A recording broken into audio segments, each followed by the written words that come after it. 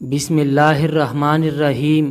محترم ناظرین، کم علمی کی وجہ سے لوگ جنبی حالت میں خود کو، اپنے کپڑوں کو، اپنے بستر کو ناپاک سمجھتے ہیں اور کھانے کو، کام کاج کو ہاتھ نہیں لگاتے جب تک کہ غسل نہ کر لے، اور خواتین بھی بچوں وغیرہ کو دودھ پلانا، کھانے کو ہاتھ لگانا گناہ سمجھتی ہے، یہ سوچ کر کے کہ وہ ناپاک ہے، اور کچھ عورتیں سمجھتی ہے کہ غسل کے بنا آٹا گوندنے سے بے برکتی ہوگی، حالانکہ شریعت محمدی صلی اللہ علیہ وآلہ وسلم اس جہالت کا رد کرتی ہے، اور اس سلسلے میں اللہ کے پیارے نبی حضرت محمد صلی اللہ علیہ وآلہ وسلم کی بہت سی صحیح اور مستند احادیث مبارکہ موجود ہے۔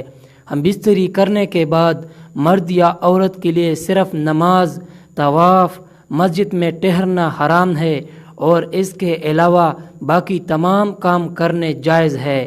مرد و خواتین پر کہیں بھی ایسی کسی پابندی کا ذکر نہیں ہے، بلکہ غسل کرنے سے پہلے بھی جنابت کی حالت میں ہی تمام لوگ عام روٹین کے کام کاج کر سکتے ہیں، روزہ رکھنے کے لیے سحری کھا سکتے ہیں، کھانا تیار کر سکتے ہیں، یا پھر گھر کے دوسرے کام کاج نپٹانے بھی جائز ہے، اور اسی طرح ماں بچوں کو دودھ پلا سکتی اور ان کی دیکھ بھال بھی کر سکتی ہے۔ اس کی کئی ایک دلیل موجود ہے۔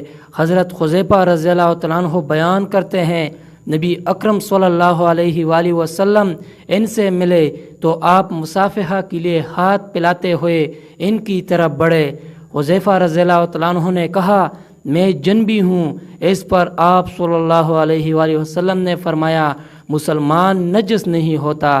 اسی طرح کی ایک اور حدیث پاک بخاری کی حدیث نمبر 283 ہے، جس میں حضرت ابو ہریرہ رضی اللہ تعالیٰ عنہ فرماتے ہیں کہ ایک دفعہ میں حالت جنابت میں خونی کی وجہ سے حضور کے سامنے خونی کے باوجود بھی ان سے نہ ملا، جس پر حضور اکرم صلی اللہ علیہ وآلہ وسلم نے فرمایا کہ مسلمان ہرگز ناپاک نہیں ہوتا۔ حافظ ابن حجر رحمۃ اللہ علیہ فتح الباری میں کہتے ہیں، اس حدیث میں اس بات کا جواز پایا جاتا ہے کہ غسل جنابت کو اس کے واجب ہونے کے اول وقت میں تاخیر کی جا سکتی ہے، اور اس کا بھی جواز ہے کہ جنبی شخص اپنی ضروریات پوری کر سکتا ہے۔ ام المومنین عائشہ رضی اللہ تعالیٰ عنہ کہتی ہے کہ رسول اللہ صلی اللہ علیہ وآلہ وسلم جنبی ہوتے اور پانی چوئے بغیر سو جاتے، پھر اس کے بعد اٹھتے اور غسل فرماتے۔ کسی نے حضرت عائشہ رضی اللہ تعالیٰ عنہ سے سوال کیا کہ اے عائشہ رضی اللہ تعالیٰ عنہ، حضرت محمد صلی اللہ علیہ وآلہ وسلم ہم بستری کر کے نہلایا کرتے تھے یا ویسے ہی سو جایا کرتے تھے؟ حضرت عائشہ رضی اللہ تعالیٰ عنہ فرماتی ہے کہ نبی اکرم صلی اللہ علیہ وآلہ وسلم ہم بستری کر کے ویسے ہی سو جایا کرتے تھے۔ جب مؤذن رسول صلی اللہ علیہ وآلہ وسلم فجر کی اذان دینے کے لیے آتے تھے تو حضرت محمد صلی اللہ علیہ وآلہ وسلم غسل کر کے جسم کو خشک کرنے کے بغیر ہی مسجد میں تشریف لے جاتے اور نماز فجر کی جماعت کرواتے، اور میں گھر میں آپ صلی اللہ علیہ وآلہ وسلم کی آواز سنتی رہتی تھی۔ پھر آپ صلی اللہ علیہ وآلہ وسلم روزہ رکھ لیتے تھے۔ کسی نے عامر رضی اللہ تعالیٰ عنہ سے پوچھا، کیا یہ روزوں کے مہینوں میں ہی ایسا ہوتا تھا کہ عام معمول میں یہی ہوا کرتا تھا؟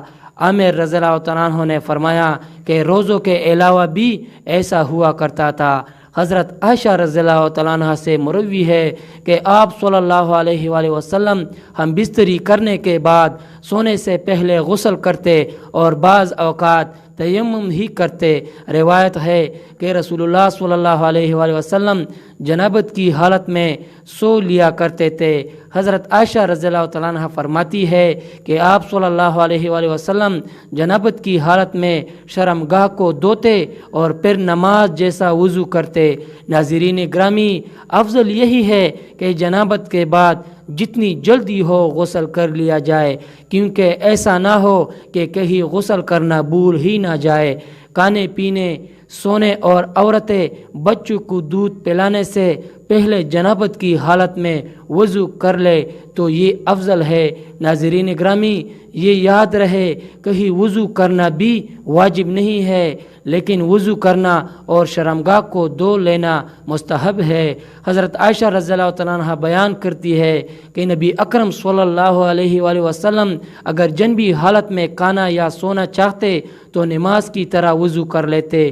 وضو کرنا اس لیے بھی افضل ہے کہ نبی کریم صلی اللہ علیہ وآلہ وسلم نے فرمایا، 3 لوگوں کے پاس رحمت کے فرشتے نہیں آتے، کافر کی لاش اور ہلوک خوشبو لگانے والا اور جنبی شخص، جب تک وہ وضو نہ کر لے۔ اللہ تعالیٰ سے دعا ہے کہ اللہ تعالیٰ ہمیں دین اسلام کے مطابق زندگی بسر کرنے کی توفیق عطا فرمائے۔ محترم ناظرین، میں آپ کو اسی طرح ویڈیو لاتا رہوں گا۔